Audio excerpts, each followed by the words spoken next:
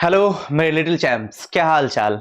Hope आप सबका हाल चाल भी बहुत बढ़िया होगा और आप लोगों की पढ़ाई भी बहुत ही ज्यादा जबरदस्त तरीके से चल रही होगी। ठीक है, तो प्यारे बच्चों, आज है 5 जनवरी, राइट।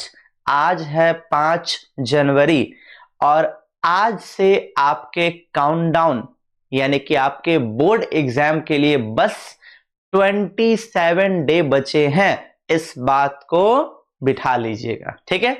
चलिए, तो आज का जो सेशन है हमारा, इस सेशन में हम अपना 4th यूनिट, ठीक है, जो कि है हमारा बायोटेक्नोलॉजी। तो बायोटेक्नोलॉजी का जो पहला चैप्टर है, उस पहले चैप्टर के इंपॉर्टेंट क्वेश्चंस को यहां पे करने वाले हैं, ठीक है। फर्स्ट ऑफ ऑल आप सभी से रिक्वेस्ट है, प्लीज वीडियो को बिल्कुल भी स्किप ना करें, पूरा का पूरा क्लास अटेंड करें, क्योंकि ये याद कीजिए, जब मैंने आपको स्ट्रेटजीज के बारे में बताई हुई थी कि 1 महीने की आपकी स्ट्रेटजी क्या होनी चाहिए, तो उस स्ट्रेटजी में मैंने सबसे पहला और हाईलाइटेड जो टॉपिक यूनिट लिखा हुआ था वो यही था, बायोटेक्नोलॉजी, ठीक है। क्योंकि ये वही यूनिट है, ये वही चैप्टर है जहां से भरपूर मात्रा में ऑब्जेक्टिव एंड सब्जेक्टिव क्वेश्चन पूछे जाते हैं। आपके क्लास 12th के जो 5 यूनिट है, इस 5 यूनिट में सबसे ज्यादा इंपॉर्टेंट यदि कोई यूनिट है तो वो यही है, बायोटेक्नोलॉजी। इसीलिए इस वीडियो को बच्चा लोग प्लीज बिल्कुल भी स्किप ना करें, बहुत ही इंपॉर्टेंट क्लास होने वाला है आज का ये हमारा, ठीक है। क्लास स्टार्ट करने से पहले चंद लाइनें हो जाए। तो आज की जो लाइनें हैं, ये कहता है कि प्यार हर किसी से किया जाता नहीं, प्यार हर किसी से किया जाता नहीं, और ये दिल हर किसी पे आता नहीं। कि प्यार हर किसी से किया जाता नहीं और ये दिल हर किसी पे आता नहीं।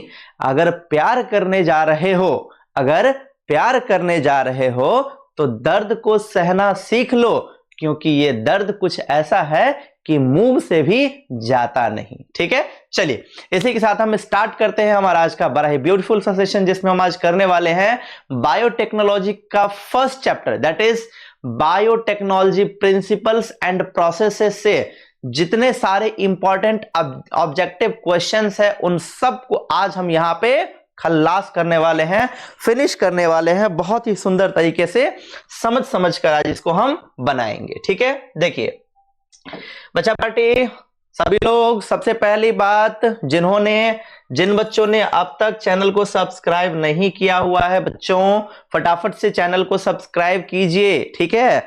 और वीडियो को तुम लोग लाइक नहीं करते हो, है ना, वीडियो को बहुत इतना कंजूसी की वीडियो को लाइक तो करते ही नहीं हो भैया, तो वीडियो को लाइक कर लो और क्लास के एंड में एक प्यारा सा ब्यूटीफुल सा कमेंट जरूर डाल देना, जिससे कि हमें मोटिवेशन मिले, ठीक है जी, ठीक है। चलिए आ जाइए सभी लोग, सबको गुड इवनिंग, सभी को good evening, Riddhi, Shivangi, everyone, सभी को गुड इवनिंग। सभी लोग आ जाइए क्लास में, हम क्लास स्टार्ट करते हैं, सेशन को स्टार्ट करते हैं, ठीक है। चलिए देखिए बच्चों, पहला जो क्वेश्चन है ये है, recombinant DNA vaccine is. Recombinant DNA vaccine क्या होता है? मैंने बताया हुआ था कि ये होता है इम्यूनोजेनिक प्रोटीन। कैसे होता है इम्यूनोजेनिक प्रोटीन? क्योंकि यही जो इम्यूनोजेनिक प्रोटीन है, यही करता है triggers, it triggers the immune response, it triggers the immune response. यही भैया, तो यही इम्यून रेस्पॉन्स को ट्रिगर करता है, ठीक है। अपना जो रिकॉम्बिनेंट डीएनए वैक्सीन होगा वो होता है इम्यूनोजेनिक प्रोटीन। क्लियर? चलिए अगला question, source of Eco R1 enzyme is. Source of Eco R1 enzyme is. बच्चों याद कीजिए, मैंने आप लोग को बताया हुआ था कि जो रेस्ट्रिक्शन एंजाइम्स होते हैं ना, उनका नोमेनक्लेचर, जैसे क्लास 11th में मैंने आप लोग को बाइनोमियल नोमेनक्लेचर पढ़ाया हुआ था ना, वैसे ही यहां पे होता है रेस्ट्रिक्शन एंजाइम का नोमेनक्लेचर, ठीक है। जिसमें मैंने आपको कुछ बातें बताई हुई थी। क्या बातें थी वो? वो ये था कि जो पहला लेटर होगा वो इंडिकेट करेगा किस, ठीक है। दूसरा वाला जो लेटर होगा ये है, जो लेटर होगा वो इंडिकेट करेगा स्पीशीज को। उसके बाद ये जो नंबर है ये बताएगा ग्रुप नंबर या फिर टाइप। क्लियर? तो ई को R1, ई है जीनस, को है स्पेशीज, आर है स्ट्रेन और 1 है ग्रुप नंबर या फिर टाइप। तो यहां पे पहले ये देखते हैं इको क्या है। इको फॉर इस्चेरिचिया कोलाई, यानी कि ई कोलाई। तो ई कोलाई के रफ स्ट्रेन से पहला टाइप का जो एंजाइम निकाला जाता है that is Eco R1। So Eco R1 enzyme का सोर्स ऑब्वियसली क्या होगा? ये होगा ई कोलाई। ठीक है बच्चों, ये होगा ई कोलाई। अगला देखिए, अगला है रेस्ट्रिक्शन एंजाइम्स आर अगला है agarose is extracted from. Agarose को कहां से निकाला जाता है? ये जो एगारोज है इसका यूज किया जाता है, याद रखिएगा इंपॉर्टेंट क्वेश्चन है, ये क्वेश्चन पूछता है आपके बिहार बोर्ड के एग्जाम में। एगारोज का इस्तेमाल किया जाता है जेल इलेक्ट्रोफोरेसिस में, और इस एगारोज को जो निकाला जाता है ये निकाला जाता है सी वीड से। ठीक है, चलिए अगला क्वेश्चन।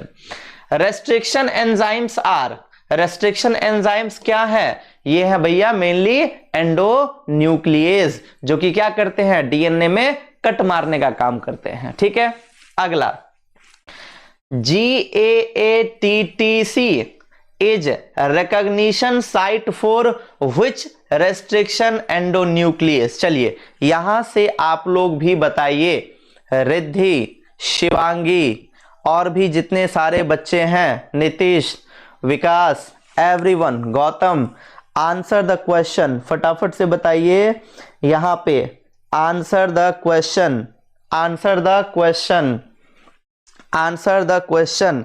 GAATTC ये किसका रिकॉग्निशन साइट है भैया? ई को R1 में मैंने आप लोगों को पढ़ाया हुआ था पैलिंड्रोमिक सीक्वेंस के बारे में। ठीक है, तो उसमें 5 प्राइम पे होता है ये और 3 प्राइम पे होता है ये। क्लियर? सो इको R1 का रिकॉग्निशन साइट है ये GAATTC। क्लियर? अगला क्या बोल रहा है? Which of the following is plasmid? इनमें से कौन सा ऐसा है जो कि प्लाज्मिड है? बच्चों देखिए, प्लाज्मिड का मतलब क्या होता है? प्लाज्मिड का मतलब होता है कि एक्स्ट्रा क्रोमोसोमल मटेरियल। ठीक है, जैसे मान लीजिए मैंने आपको बताया भी हुआ था कि ये मान लीजिए कि एक बैक्टीरिया है। अब इस बैक्टीरिया के अंदर ये क्या है भैया? तो ये है यहां पे डीएनए। ठीक है, अब यहां पे अलग से जो एक बना हुआ है ये है प्लाज्मिड, ये है प्लाज्मिड, यानी कि एक्स्ट्रा क्रोमोसोमल मटेरियल होता है प्लाज्मिड। क्लियर? तो ऐसे प्लाज्मिड कौन सा है? बाम H1, इको R1 और हिंद 3, ये तीनों क्या है? ये तीनों है रेस्ट्रिक्शन एंजाइम्स। और एक जो है PBR 322 जिसका मैंने आपको स्ट्रक्चर भी एक्सप्लेन किया हुआ था, ये क्या है? ये है एक प्लाज्मिड वेक्टर। ठीक है, चलिए अगले क्वेश्चन पे आते हैं, अगले क्वेश्चन पे आते हैं फटाफट से। ठीक है जी, चलिए। हाँ जी, देखिए ये क्वेश्चन क्या कह रहे हैं? ये क्वेश्चन यहां कह रहे हैं भैया कि Ti plasmid is obtained from which of the following? TI stands for tumor inducing, जो कि ट्यूमर को इंड्यूस करने का काम करता है। तो ट्यूमर इंड्यूसिंग प्लाज्मिड को इनमें से किससे ऑब्टेन किया जाता है? तो इसका मैंने बताया हुआ था एग्रोबैक्टीरियम टूमीफेशियंस। ठीक है, और ये क्या होते हैं? तो ये होते हैं सॉइल बैक्टीरियम, यानी कि सॉइल के अंदर ये प्रेजेंट होते हैं। ठीक है, तो ट्यूमर इंड्यूसिंग प्लाज्मिड को सॉइल बैक्टीरियम एग्रोबैक्टीरियम टूमिफेशियन से ऑब्टेन किया जाता है। क्लियर है आप तक? क्लियर है जी? चलिए ओके, अगले क्वेश्चन पे आते हैं। Ampicillin gene is responsible for developing resistance in AMP4। याद रखिएगा, एम्पीसिलिन याद कीजिए, जब मैंने पढ़ाया हुआ था PBR 322 नामक प्लाज्मिड, जब मैंने उसके स्ट्रक्चर को एक्सप्लेन किया हुआ था, तो वहां पे PBR 322 नामक प्लाज्मिड के अंदर दो सेलेक्टेबल मार्कर होते हैं।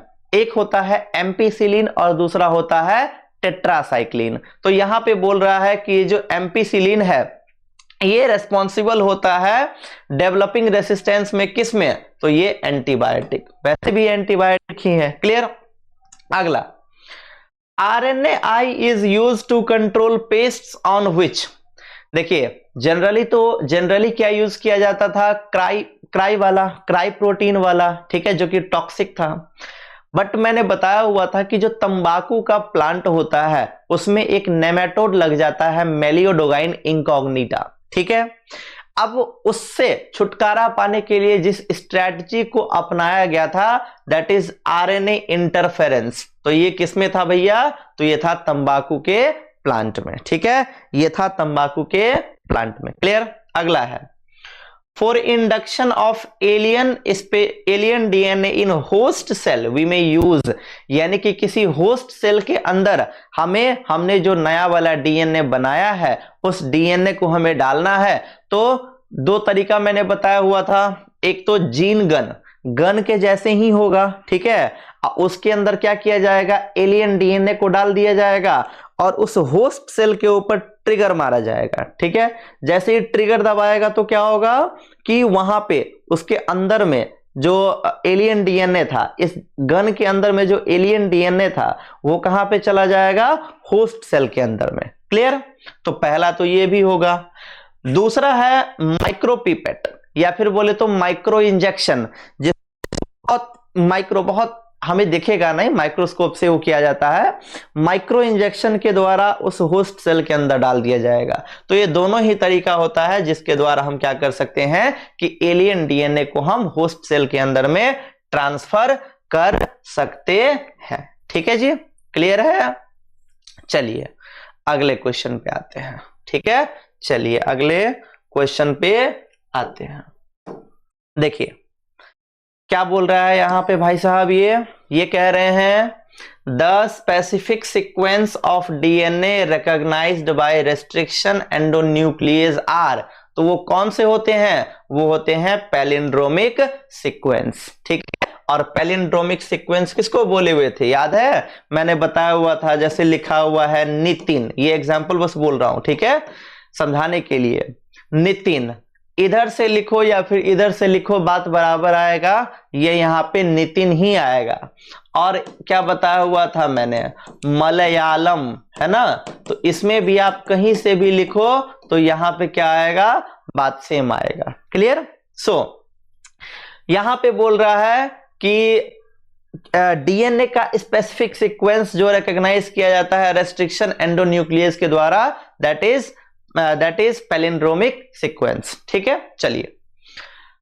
A molecular technique in which multiple copy of desired gene is synthesized in vitro is called। यानी कि ऐसा मॉलिक्यूलर टेक्निक जिसमें बहुत सारे डिजायर्ड जीन का कॉपी मल्टीपल किया जाता है, यानी कि नंबर बढ़ाया जाता है, उस प्रक्रिया को क्या बोले हुए थे? उस प्रक्रिया को बोले हुए थे PCR। तभी ना इसमें हम 3 प्रोसेस किए हुए थे।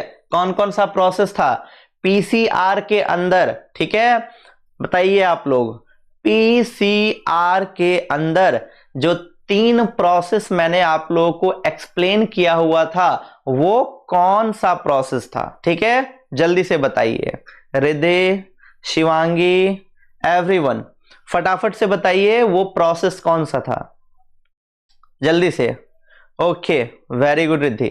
सो PCR में मैंने बताया हुआ था कि 3 प्रोसेस, एम्प्लीफिकेशन, एनीलिंग और एक्सटेंशन, ठीक है। तो इनके द्वारा हम क्या करते हैं, इनके द्वारा हम डिजायर्ड जीन की कॉपी तैयार करते हैं, दैट इज पीसीआर। क्लियर। अगला है which of the following enzyme is used to break the bacterial cell wall to release DNA and other बायोमैक्रोमोलिक्यूल। और ये मैंने कल के क्लास में भी शायद से ये मैंने बताया हुआ था, ठीक है। इनमें से कौन से ऐसे हैं, इनमें से कौन से ऐसे हैं जिनका इस्तेमाल किया जाता है, इनमें से कौन से ऐसे हैं जिनका इस्तेमाल किया जाता है बैक्टीरियल सेल वॉल को ब्रेक करने में। तो वो क्या थे भैया, तो वो थे लाइसोजाइम, ये हमारे थे लाइसोजाइम, ठीक।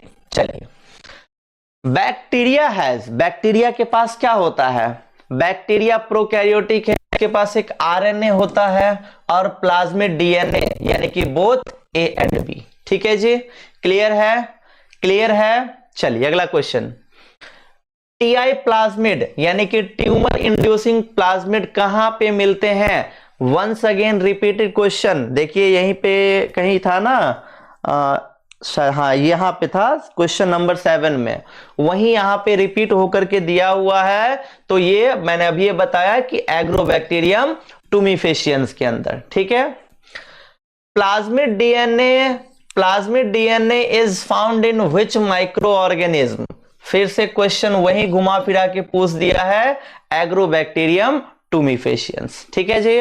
अगला क्वेश्चन, पॉलीमेरेज चेन रिएक्शन के लिए कौन से एंजाइम की रिक्वायरमेंट होती है। तो यहां पे होता है टैक पॉलीमेरेज। क्या होता है भैया, यहां पे होता है टैक पॉलीमेरेज, क्योंकि सबसे पहला ही प्रोसेस क्योंकि देखिए आरएनए पॉलीमेरेज आरएनए का फॉर्मेशन करवाता है, तो ये ट्रांसक्रिप्शन में यूज किया जाता है। राइबोन्यूक्लियस का अलग काम है, एंडोन्यूक्लियस का कट वाला काम है, और ये जो टैक पॉलीमेरेज है ये पीसीआर में मदद करता है। क्लियर। इनमें से कौन सा आरडीटी का टूल नहीं है, आरडीटी के टूल में बताया हुआ था ना भैया, क्या क्या था यहाँ पे था आपका क्लोनिंग वेक्टर, क्लोनिंग वेक्टर पहला, ठीक है। दूसरा क्या था, दूसरा था रेस्ट्रिक्शन एंजाइम, और तीसरा क्या था, तीसरा था कॉम्पिटेंट होस्ट, ठीक है। ये तीनों टूल थे आरडीटी के। तो चलिए वेक्टर दिया हुआ है, रेस्ट्रिक्शन एंजाइम भी दिया हुआ है, उसी के अंदर मान लीजिए पॉलीमेरेज आ गया, ये भी है। इंट्रॉन, इस इंट्रॉन की बात करेंगे तो ये इंट्रॉन आरडीटी का टूल नहीं है, ठीक है। चलिए अगले क्वेश्चन पे आते हैं। क्वेश्चन नंबर है यहाँ पे 19, ठीक है। क्वेश्चन नंबर है यहाँ पे 19। चलिए जल्दी से बताइए इस क्वेश्चन का आंसर, ठीक है। इस क्वेश्चन का आंसर बताइए जल्दी से, चलिए फटाफट से बताइए। Enzyme Taq polymerase is obtained from, ठीक है। अब बोल रहा है कि वो जो टैक पॉलीमेरेज वाला एंजाइम है वो कहां से मिलता है, ये मिलता है कहां से भैया, ये मिलता है थर्मस एक्वाटिकस से, ठीक है। ये मिलता है थर्मस एक्वाटिकस से। क्लियर है, क्लियर है यहाँ पे, क्लियर है यहाँ पे।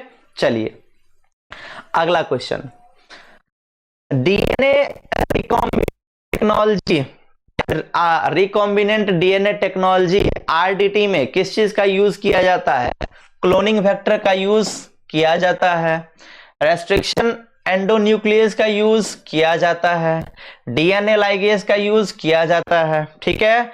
यहां पे कट मारेगा, वहां पे जोड़ेगा, जेल इलेक्ट्रोफोरेसिस किया जाता है, मतलब कि डी हो जाएगा यहां पे ऑल ऑफ दिस, ठीक है। चलिए अगला question, Which vector can clone only a small fragment of DNA? इनमें से कौन सा वेक्टर ऐसा है जो कि डीएनए के एक छोटे से फ्रेगमेंट को ही क्लोन कर सकता है, तो ये है हमारे प्लाज्मिड भैया, ठीक है। अगला, Which of the following restriction enzyme produces blunt end? बहुत ज्यादा एंड यहां पे प्रोड्यूस करते हैं, that is Eco RV R5। Clear. Bioreactor provide optimal condition to produce desired. जो बायोरिएक्टर होता है, जहां पे मैंने बताया हुआ था बड़ा सा वेसल बना लगा हुआ होता है, जिससे हम डिजायर्ड प्रोडक्ट को ऑब्टेन कर सकते हैं, डिजायर्ड ऑर्गेनिज्म को ऑब्टेन कर सकते हैं, और वहां से हम डिजायर्ड मीडियम भी ले सकते हैं। मतलब कि यहां पे अपना ऑप्शन हो जाएगा ऑप्शन नंबर डी। ठीक है, option number D. Clear? Clear है? आप क्लियर है यहां तक? चलिए अगले क्वेश्चन पे आते हैं। अगला क्वेश्चन है यहां पे क्वेश्चन नंबर 24। क्वेश्चन नंबर 24 क्या कह रहा है? यहां पे बोल रहा है भैया कि the function of polymerase chain reaction is. PCR के प्रोसेस में क्या होता है? तो पीसीआर के प्रोसेस में होता है डीएनए एम्प्लीफिकेशन। ठीक है, देखिए पीसीआर के प्रोसेस की यदि हम बात करेंगे, पीसीआर में तो मैंने बताया हुआ था कि चीजें, एम्प्लीफिकेशन, ठीक है, एक होता है एम्प्लीफिकेशन, क्लियर है जी, दूसरा एनीलिंग, ठीक है, तीसरा होता है एक्सटेंशन। होता क्या है, पहला जो एम्प्लीफिकेशन है, इसमें एम्प्लीफाई किया जाता है। एम्प्लीफाई मतलब कि यहाँ पे टेम्परेचर दिया जाता है। और याद कीजिए मैंने क्या बताया हुआ था आपको कि जब हम टेम्परेचर देंगे तो वहां पे ये क्या हो जाएगा, खुल जाएगा, ओपन हो जाएगा। ठीक है, तो देखिए एक ऊपर रह गया और एक नीचे ही आ गया, यानी कि दोनों हो गया ओपन, खुल गया। अब क्या होता है, अगला प्रोसेस होता है एनीलिंग। एनीलिंग का क्या है भैया, तो एनीलिंग में यहां पे कोई प्राइमर ऐड हो जाता है। ठीक है, यहां पे कोई प्राइमर ऐड हो जाता है, इस प्रोसेस को बोलते हैं एनीलिंग। और तीसरा था एक्सटेंशन। जब एक्सटेंशन होगा तब क्या होगा, तो यहां पे एक डीएनए तो ये बन गया और एक डीएनए ये बन गया, तो यहां पे जीन का कॉपी बना पीसीआर के द्वारा, और ये प्रोसेस होता है पीसीआर में। ठीक है, amplification of gene for interest में बी डन बाय। एम्प्लीफिकेशन इनमें से किस प्रोसेस के द्वारा डन कर सकते हैं, अब ये यहां पे बताया हूं पीसीआर। क्लियर? पीसीआर टेक्निक के दौरान जो हम प्राइमर का हम पेयरिंग करते हैं सिंगल स्ट्रैंडेड डीएनए में, जो प्राइमर को हम पेयरिंग कर रहे हैं सिंगल स्ट्रैंडेड डीएनए के अंदर, इसको आगे हमने क्या नाम दिया था, एनीलिंग। सो ये रहा हमारा 26 क्वेश्चन। चलिए अगले क्वेश्चन पे आते हैं। ठीक है, चलिए फटाफट से बताइए यहाँ पे ये क्वेश्चन। ठीक है जी, यहां पे बताइए आप फटाफट से ये वाला क्वेश्चन, यहां पे बताइए आप ये वाला क्वेश्चन। ठीक है, ये वाला क्वेश्चन यहां पे आप लोग बताइए। क्लियर? यहां पे बताइए, देखिए क्या बोल रहा है, the an enzyme catalyzing the removal of nucleotide from the end of DNA। जब हम डीएनए के एंड से हम फ्रेगमेंट को रिमूव करेंगे, एक्स मतलब बाहर, मतलब एंड से, तो यहां पे हो जाएगा एक्सोन्यूक्लिएज। ठीक है, the transfer of genetic material from one bacterium to another through the mediation of a vector like virus is termed as. मतलब कि यहां पे बोल रहा है भैया कि जो जेनेटिक मटेरियल का हम ट्रांसफर करते हैं एक बैक्टीरियम से दूसरे बैक्टीरियम में, ठीक है, किसी वेक्टर के द्वारा, जैसे कि हमने ले लिया वायरस, इसको क्या बोलते हैं इस प्रोसेस को, तो इस प्रोसेस को बोलते हैं ट्रांसडक्शन। ठीक है, ट्रांसडक्शन। चलिए अगला question, restriction in restriction enzyme refer to cleaving of phosphodiester bond in DNA by the enzyme, no. Cutting of DNA at specific position only, no. All of the above, होगा ही नहीं। So prevention of the multiplication of bacteriophage in bacteria. So अपना option number सी हो जाएगा यहां पे correct. ठीक है, चलिए अगला question. A recombinant DNA molecule can be produced in the absence of the following. यानी कि रिकॉम्बिनेंट डीएनए का जो मॉलिक्यूल है इनमें से किसके एब्सेंस में भी प्रोड्यूस हो सकता है? तो वो है रेस्ट्रिक्शन एंडोन्यूक्लियस। ठीक है भैया, डीएनए का फ्रेगमेंट तो चाहिए ही। अब डीएनए के फ्रेगमेंट को जोड़ने के लिए लाइगेज चाहिए ही, जहां से ऑब्टेन किया इकोलाई चाहिए ही। क्लियर?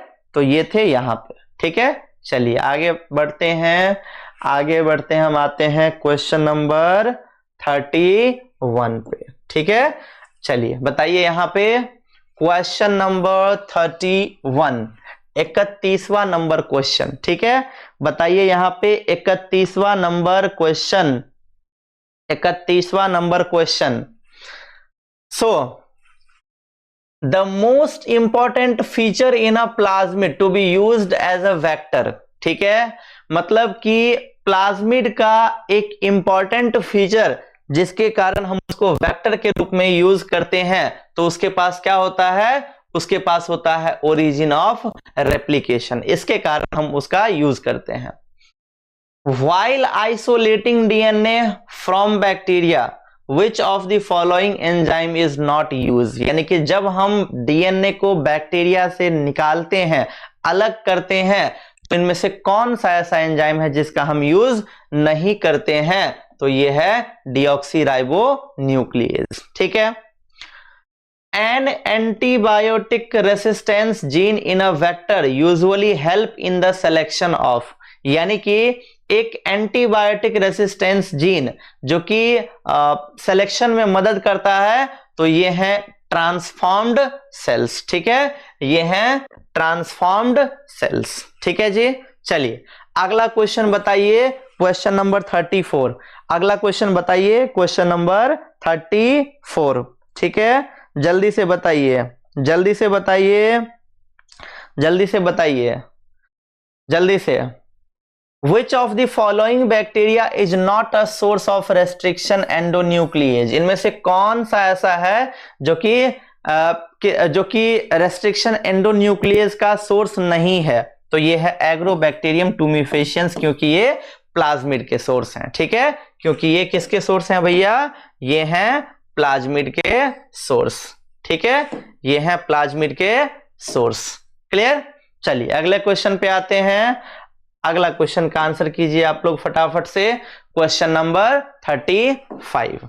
ठीक है, क्वेश्चन नंबर 35 का आप लोग आंसर कीजिए फटाफट से। Question number 35, the construction of the first recombinant DNA was done by using native plasmid of. यानी कि जो सबसे पहले जो रिकॉम्बिनेंट डीएनए का प्रोसेस जो डन किया गया था, इसमें अपना नेटिव प्लाज्मिड कौन सा था? तो ये salmonella typhimurium. Clear? The basis of DNA fingerprinting is, DNA fingerprinting का बेसिस क्या है? Polymorphism in sequence. So here the option number C will be correct. अगला है, the autonomously independent self replicating extra nuclear DNA imparting certain factor to some bacterium is called. एक autonomous independent जो खुद से replicate करता है extra nuclear DNA इंपार्ट, ठीक है, कुछ बैक्टीरियम का, उसको क्या बोलते हैं? अलग से भैया, अलग से है, इंडिपेंडेंट है, खुद से रेप्लिकेट कर पाता है। तो जाहिर सी बात है कि ऑप्शन में जहां भी आपको दिखेगा क्या? प्लाज्मिड। यही ना था ऐसा, यही ना था ऐसा। क्लियर? क्लियर है? क्लियर है? चलिए क्लियर है, आगे बढ़े। ओके ओके, आइए फटाफट से। तो देखिए यहां पे जहां पे आपको प्लाज्मिड वाला दिख जाएगा वहां पे आप टिक कर दोगे, यानी कि ऑप्शन नंबर बी वाले पे। ठीक है, चलिए अगले क्वेश्चन पे आते हैं। अगला क्वेश्चन क्या कह रहा है भाई साहब? अगला क्वेश्चन कह रहा है कि ये जो प्लाज्मिड है ये प्लाज्मिड के साथ बताया हुआ था, ये होता है बैक्टीरिया का। Clear? Molecular scissor is restriction endonuclease, ठीक है, is known as restriction endonuclease. The technique of DNA fingerprinting was initially developed by, जो डीएनए फिंगरप्रिंटिंग का टेक्निक है वो इनिशियली स्टार्टिंग में किनके द्वारा डेवलप किया गया था? तो वो थे एलेक जेफरी। ठीक है भैया, वो क्या थे? वो थे एलेक जेफरी। ठीक है, वो थे Alec Jeffrey. Which of the following are used in gene cloning? Gene cloning में किसका यूज किया जाता है? प्लाज्मिड का यूज किया जाता है। फिर से वही रिपीटेड क्वेश्चन कि बायो रिएक्टर में देता टेम्परेचर, बायो रिएक्टर को हम एक ऑप्टिमल टेम्परेचर देते हैं जिससे कि वो हमें डिजायर्ड ऑर्गेन। क्लियर? तो यहां पे ऑल ऑफ दीज हो जाएगा अपना आंसर। ठीक है, चलिए अगले क्वेश्चन पे आते हैं हम। ठीक है जी, अगले क्वेश्चन पे आते हैं। अगला क्वेश्चन क्या बोल रहा है? अगला क्वेश्चन कह रहा है क्वेश्चन नंबर 43। ठीक है जी, अगला क्वेश्चन कह रहा है क्वेश्चन नंबर 43। ठीक है, question number 43, which of the following is not के लिए कौन सा इसमें रिस्पॉन्सिबल नहीं है? बैक्टीरियोफाज है, प्लाज्मिड है, पीबीआर 322 है, टीडीएनए नहीं है। विच of the following is absent in PBR 322? PBR 322 के पास रेस्ट्रिक्शन साइट भी होता है, एंटीबायोटिक रेसिस्टेंस जीन, एम्पिसिलिन और टेट्रासाइक्लिन ये भी होते हैं उनके। In genetic engineering, the antibiotics are used to, जो जेनेटिक इंजीनियरिंग में एंटीबायोटिक का यूज किस रूप में किया जाता है? सेलेक्टेबल मार्कर के रूप में उसका यूज किया जाता है। सेलेक्टेबल मार्कर के रूप में उसका यूज किया जाता है। ठीक है, restriction enzyme is used to splices which of the following? Restriction enzyme का यूज किसको अलग करने में किया जाता है? डबल स्ट्रैंडेड डीएनए को। ठीक है, चलिए अगला क्वेश्चन पे आते हैं। अगले क्वेश्चन पे आते हैं यहां पे, अगले क्वेश्चन पे आते हैं हम यहां पे।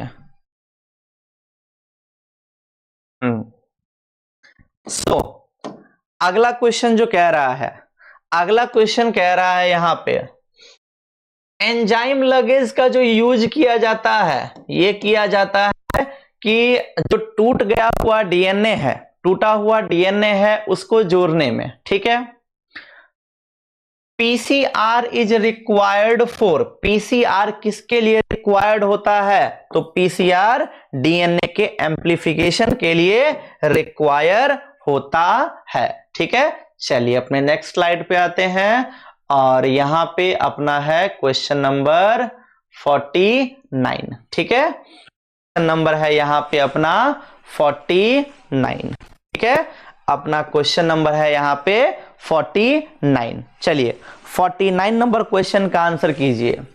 Who discovered restriction enzyme? Restriction enzyme के डिस्कवरी कौन किए हुए थे? Smith and Nathan. ठीक है, सबसे पहला हार्मोन जो कि प्रिपेयर किया गया था जेनेटिक इंजीनियरिंग के द्वारा वो था इंसुलिन। रेस्ट्रिक्शन एंजाइम क्या है? Mainly endonuclease. ठीक है, the most common bacterium used in genetic engineering, genetic engineering में उपयोग होने वाला सबसे common bacteria that is E coli, E coli for Escherichia coli. तो अपना 52 का हो जाएगा, ऑप्शन नंबर ए हो जाएगा यहां पे करेक्ट। ठीक है, चलिए अगला क्वेश्चन पे आते हैं। अगले क्वेश्चन पे आते हैं। अगला क्वेश्चन क्या कह रहा है भैया? रेस्ट्रिक्शन एंजाइम को क्या बोलते हैं? मॉलिक्यूलर सीजर, क्योंकि ये क्या करता है? ये मॉलिक्यूल में कट मारने का काम करता है। सो 53 का ऑप्शन नंबर बी हो जाएगा यहां पे करेक्ट। ठीक है, सबसे पहला रिस्ट्रिक्शन एंजाइम जिसका उपयोग किया गया था जेनेटिक इंजीनियरिंग में, दैट इज HindIII, ठीक है, that is HindIII। The restriction site chain present in PBR 322 in E coli का क्लोनिंग वेक्टर PBR 322 में क्या क्या चीज प्रेजेंट होता है? Eco R1 yes, HindIII yes, Bam H1 yes, यानी कि ऑल ऑफ दीज, यानी कि यहां पे क्या हो जाएगा भैया, ऑल ऑफ दीज, ठीक है। अगला, which factor is used in cloning of plant में किसका यूज किया जाता है? ट्यूमर इंड्यूसिंग प्लाज्मिड का, ठीक है। अगला क्वेश्चन है, मॉलिक्यूलर सीजर किसको बोलते हैं? रेस्ट्रिक्शन एंडोन्यूक्लियस को, यानी कि 57 का ऑप्शन नंबर डी हो जाएगा यहां पे करेक्ट, ठीक है। चलिए अगले क्वेश्चन पे आते हैं, अगले क्वेश्चन पे आते हैं, फटाफट से आते हैं अगले क्वेश्चन पे, ठीक है, फटाफट से आते हैं अगले क्वेश्चन पे। और चैप्टर को भी ना खत्म करना है जी, ठीक है, चैप्टर को भी ना यहां पे खत्म करना है। So genetic engineering is also known as, genetic engineering को ही RDT यानी कि रिकॉम्बिनेंट DNA टेक्नोलॉजी भी कहा जाता है, ठीक है, इस बात को याद रखिएगा। मतलब कि अपना 58 का option number will be correct. DNA को ऑब्जर्व करने के लिए किसका उपयोग किया जाता है? इथियम ब्रोमाइड का, ठीक है, इथियम ब्रोमाइड का उपयोग किया जाता है। Bam H1 restriction enzyme is obtained from, Bam H1 जो होता है, इसका बाम H1 जो होता है, इस रेस्ट्रिक्शन एंजाइम को कहां से ऑब्टेन किया जाता है? सो बैसिलस अमाइलो लिक्विफेशियन, ठीक है, बैसिलस अमाइलो लिक्विफेशियन। क्लियर? इतना आप लोग याद रखिएगा, ये चीज आप लोग याद रखिएगा, ठीक है। अगला, इलेक्ट्रोफोरेसिस है, यस। RNA को सेपरेट किया जा सकता है, यस। प्रोटीन को सेपरेट किया जा सकता है, यस, यानी कि डी हो जाएगा यहां पे अपना करेक्ट आंसर, ठीक है, डी हो जाएगा अपना यहां पे करेक्ट आंसर, ठीक है जी। चलिए अगला क्वेश्चन पे आते हैं, अगला क्वेश्चन है यहां पे 62 वाला क्या बोल रहा है भैया? 62 क्या बोल रहा है यहां पे? The time to like it specific site on DNA, जो एंजाइम जो DNA के स्पेसिफिक साइट पे प्रेजेंट होता है वो रेस्ट्रिक्शन एंजाइम, ठीक है। बायोलिस्टिक और जीन गन और पे किया जाता है स्पेसिफिक DNA यानी कि एलियन DNA को होस्ट सेल के अंदर इंट्रोड्यूस करने में इसका यूज किया जाता है, इसका यूज किया जाता है, ठीक है। चलिए अगला, for isolation DNA of fungus is treated with which enzyme, DNA के आइसोलेशन के लिए फंगस को किस एंजाइम के साथ ट्रीट किया जाता है? दैट इज काइटिनेज, ठीक है। If a foreign DNA is inserted, if a foreign DNA is inserted, if a foreign DNA is inserted, if a foreign gene is inserted in tetraresistance gene, the recombinant plasmid कैसा होगा? tetracyclines, ठीक है। है कि polymerase chain reaction PCR का function क्या होता है? तो पहले ही बता दिया हुआ था कि वो होता है DNA एम्प्लीफिकेशन। सो हमने फाइनली सिंगल डे में हमने बायोटेक्नोलॉजी का अपना पहला चैप्टर यहां पे कंप्लीट कर लिया है, ठीक है बच्चों। होप कि आपको वीडियो पसंद आया होगा, मैंने जो पढ़ाया वो आपको पसंद आया होगा। तो क्या करना है पता ही है, चैनल को सब्सक्राइब करना है, ठीक है, वीडियो को लाइक करना है, प्यारा सा कमेंट करना है और अपने फ्रेंड्स के साथ इसको शेयर करना है, ठीक है। चलिए तब तक के लिए गुड नाइट, शुभ रात्रि, मिलते हैं अपने अगले क्लास में। Bye bye guys.